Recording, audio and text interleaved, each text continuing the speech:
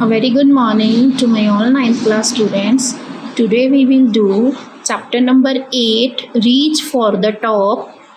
It's part Santosh Yadav, second part. Santosh Yadav second part. अब 1992 में जब एवरेस्ट मिशन को हासिल कर लिया गया संतोष यादव के द्वारा, तो उन्होंने क्या किया, एक स्पेशल केयर वो मतलब कि ध्यान रख रही थी वो एक ऐसे क्लाइंबर का जो कि उस पहाड़ के ऊपर दम तोड़ता हुआ पड़ा हुआ था दक्षिणी दर्रे के पास, और दुर्भाग्यवश वो उसे बचा नहीं पाई।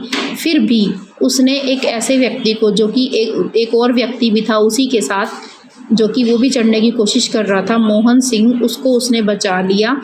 अदरवाइज़ वो भी वहाँ पर दम तोड़ देता अगर संतोष यादव उसको अपनी ऑक्सीजन शेयर ना करती। तो 12 महीनों के अंदर ही संतोष ने अपने आप को एक इंडोनेपालीज वुमेन्स एक्सपीडिशन का मेंबर बना लिया, और उनको इसके लिए उन्हें इनवाइट किया गया था।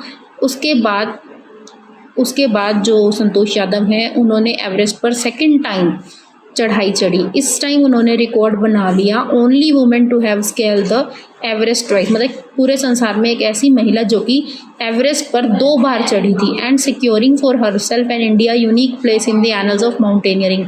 और उन्होंने अपने लिए और भारत के लिए पर्वतारोहण के इतिहास में एक स्पेशल जगह बना ली। In recognition of her achievement, अपनी सफलताओं के सम्मान में, उनकी सफलताओं के सम्मान में जो इंडियन गवर्नमेंट है उन्होंने उनको सम्मानित किया अपने राष्ट्र के सबसे असीम सम्मान के साथ, जो कि है पद्मश्री से उन्हें सम्मानित किया गया।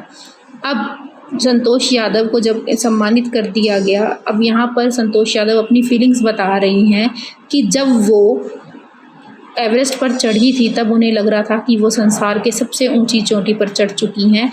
उस वक्त उन्हें थोड़ा सा समय लगा वो जो पल था उसको जीने में, उस पल की विशालता को समझने में। तब उन्होंने अनफर्ल किया भारतीय तिरंगे को और उसे उठाकर संसार की छत के ऊपर उन्होंने फहरा दिया। ये जो फीलिंग थी उनकी भारतीय तिरंगे को चढ़ाने की, संसार की सबसे ऊपर की छत पर, ये अनडिस्क्राइबेबल है, इसका वर्णन नहीं किया जा सकता। इंडियन फ्लैग जो था वो पूरे संसार में सबसे टॉप पर उड़ रहा था। It was truly a spiritual moment. ये सचमुच में ही एक अकल्पनीय क्षण था। I felt proud as an Indian. मैं अपने आप पर बहुत ज़्यादा प्राउड फील कर रही थी as an Indian. Also a fervent environmentalist, मतलब एक इन्वायरमेंटलिस्ट मतलब वातावरण का ध्यान रखने वाली, great feelings, great concern show करने वाली वातावरण के प्रति भी संतोष यादव ने क्या किया, जब वो हिमालय चढ़कर वापस नीचे उतर रही थी तो उतरते हुए इन्होंने जो वहाँ पर 500 किलोग्राम का जो गंदगी होती है उसे उठाकर नीचे लेकर आई हैं। मतलब अपने पर्वतों को भी साफ सुथरा रखने की इनमें दृढ़ इच्छा थी। तो ये थे संतोष यादव।